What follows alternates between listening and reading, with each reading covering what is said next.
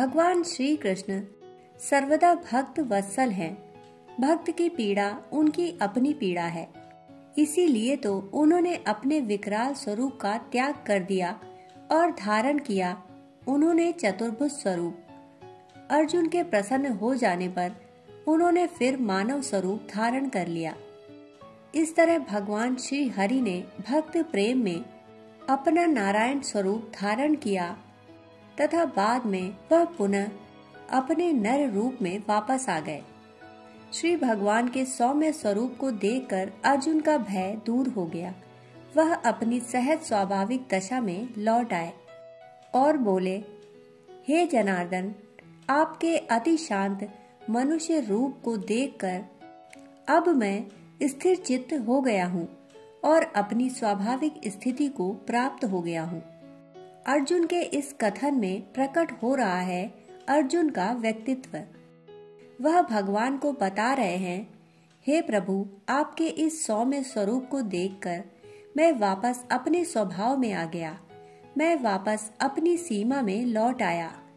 उनके इस कथन पर यह सवाल पूछा जा सकता है, जिज्ञासा प्रकट की जा सकती है कि यह स्वभाव क्या है।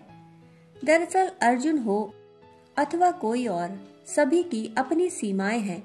हर एक के व्यक्तित्व का अपना ढांचा है। जो उसे मिलता है वह उसके ढांचे में ढले तो बात समझ में आती है। अपने इस ढांचे के बाहर वह अस्वाभाविक असहज अनुभव करने लगता है। बड़ी तकलीफ होती है उसे इस अवस्था में। इसी संबंध में गोस्वामी तुलसीदास जी की एक कथा है।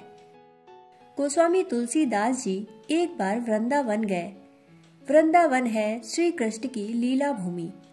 यहाँ श्री कृष्ण नाम की धुन सदा गूंजती रहती है। यहाँ हर जगह श्री कृष्ण के मंदिर बने हैं।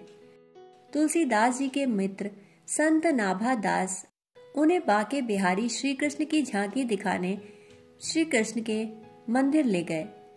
वहां जाकर तुलसीदास जी ने श्री कृष्ण की मूर्ति को पीतांबर धारण किए हुए और मयूर मुकुट सजाए होठों पर बांसुरी थामे देखा। श्री राम भक्त तुलसीदास जी के लिए अपने प्रभु की छवि बड़ी अटपटी थी। वह तो धनुर्धारी श्री राम को माथा नवाने के अभ्यस्त थे। बस उनके मुख से निकल पड़ा, मोर मुकुट कटि पीत पट भले बने हो नाथ, तुलसी मस्तक तब नवै जब धनुष बाण हो हाथ। हे स्वामी, मोर मुकुट और पीत पट में आप लग तो बहुत अच्छे रहे हैं, पर इस तुलसी का माथा तो तभी झुकेगा जब आप धनुष बाण हाथ में लेकर श्री राम रूप में सम्मुख होंगे। ज्ञानी जनों को, विद्वान व्यक्तियों को तुलसीदास जी की यह बात बड़ी ही अजीब सी लग सकती है। भला यह भी कोई बात हुई कि मनुष्य भगवान पर भी शर्तें लगाए, उन्हें बांधे अपनी सीमाओं में। ऐसे हो जाओ, बनो मेरे अनुकूल, इसके बिना बात नहीं बनेगी। हाँ, इसमें अटपटापन तो है। इसका तो यह मतलब हुआ कि भक्त भगवान को बांधता है और सोचता है कि भगवान मुझे मुक्त करें। हालांकि कोशिश वह यही करता है कि मैं भगवान को बांध लूं। लेकिन इस अटपटेपन में भी एक अर्थ है। यह अर्थ है भक्ति का। भक्त कहता है कि मैं मनुष्य हूँ, मेरी प्रीति अप्रीति है, मेरे लगाव अलगाव हैं। मैं तुम्हें उसी रूप में देखना, जानना और पाना चाहता हूँ जो कि मेरे अनुकूल हो, और इसीलिए देखना चाहता हूँ अपने अनुकूल रूप में, ताकि मैं जैसा हूँ वैसा का वैसा तुम्हारे चरणों में झुक सकूं। मेरा जैसा स्वभाव है उसका ध्यान रखो। तुम मेरे स्वभाव का ध्यान नहीं रखोगे तो भला और कौन रखेगा। गोस्वामी तुलसीदास जी यह नहीं कह रहे हैं कि तुम्हारा मयूर मुकुट और बांसुरी वाला रूप भगवान का नहीं है। इस रूप में भी तुम भगवान हो, पर यह मेरे लिए नहीं है।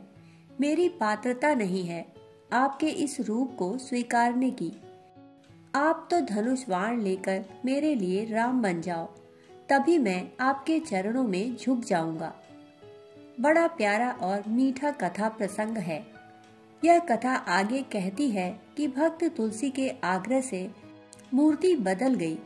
भगवान उनके लिए कृष्ण रूप त्याग कर राम रूप में प्रकट हो गए।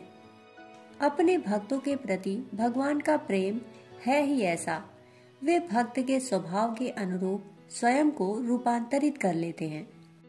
भक्त कहता है कि अब मैं जैसा हूँ वैसा हूँ, मैं असमर्थ हूँ अपने को बदलने में। हाँ, तुम्हें जरूरत लगे तो तुम बदल लेना मुझे, पर जब तक मैं ऐसा हूँ तब तक तुम्हें ऐसे ही प्रकट होना होगा। भक्त कहता है, मेरी प्रकृति, मेरा स्वभाव जैसा है उसी के अनुरूप तुम्हें होना होगा। मेरे अंदर ऐसी कोई क्षमता नहीं है, न ही ऐसा सामर्थ्य है कि मैं स्वयं को तुम्हारे अनुरूप गढ़ सकूं, ढाल सकूं। इसलिए सारा दायित्व, सारी जिम्मेदारी तुम्हारी है। तुम्हें मुझे बदलना हो तो बदल देना, मुझे कोई ऐतराज नहीं। अभी मैं जैसा हूँ वैसे ही इससे संबंध बनाओ। मैं मनुष्य हूँ तो तुम भी मनुष्य बन जाओ। मेरे लिए तुम राम बन जाओ, कृष्ण बन जाओ। दोस्तों, कहानी सुनने के लिए आप सभी का बहुत बहुत आभार। फिर मिलते हैं ऐसी ही कहानी के साथ। तब तक के लिए धन्यवाद।